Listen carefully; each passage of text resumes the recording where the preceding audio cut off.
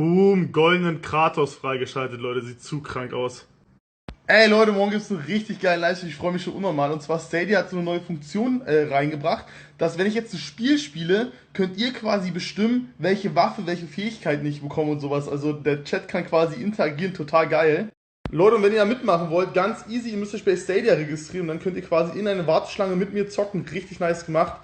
Leute, checkt das ab, swipe ab und dann sehen wir uns morgen im Livestream.